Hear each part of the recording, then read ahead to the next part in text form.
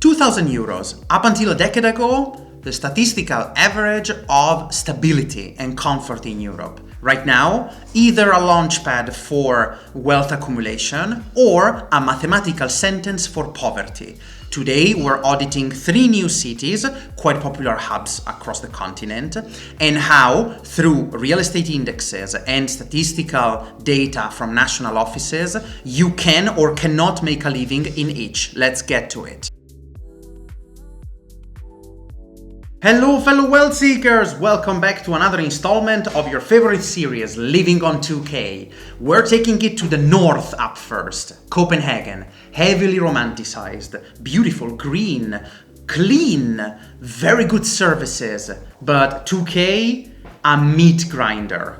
If you're looking at a rent for a 1-bedroom, not even that central, they would ask you up to 1.6 thousand euros. That is already impossible on itself. I don't even have to tell you about the over 300 for utilities and transport and over 300 for groceries, and that it would cost you 120 euros for a basic restaurant night out.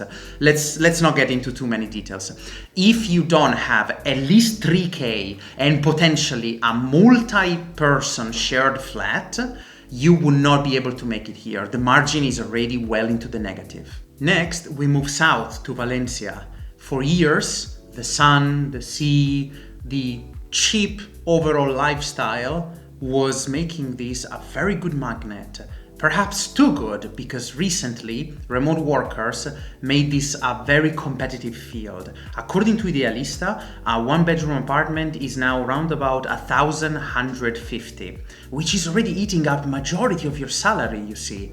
Even a lower utility and transportation cost of 180 and groceries at 280 make this surprisingly low margin at 390 euros, which is not too bad, but again, emergencies, living a bit your life, some travels, you cannot aggressively invest into an ETF savings plan and you're ultimately left stagnant. Let's move east to Prague. Economy is actually booming and the job market is bubbly, but the inflation has also been ravaging lately, increasing overall costs. Nevertheless, the good news is that your housing expenses can be kept below 50% of your salary. Then housing is around 950. You would have utilities and transportation at 250, mostly driven by utilities because actually transport is virtually free. Only 15 euros a month for the Litachka.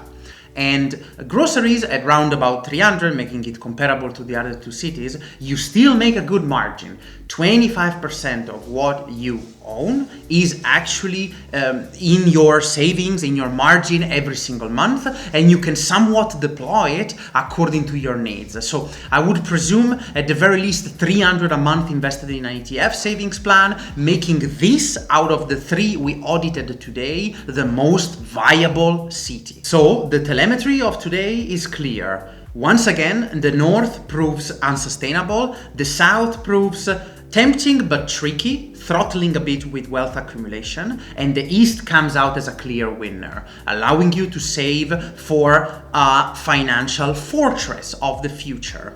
Let's remember that the south, while being still acceptable, is also the most difficult place for 2,000 plus euro jobs to come by. So we need to audit what you get as much as what you spend. As usual, budgeting is the key to everything. I hope today was helpful. Let me know where we should travel next. I'll see you in the next session. European Wealth Lab out.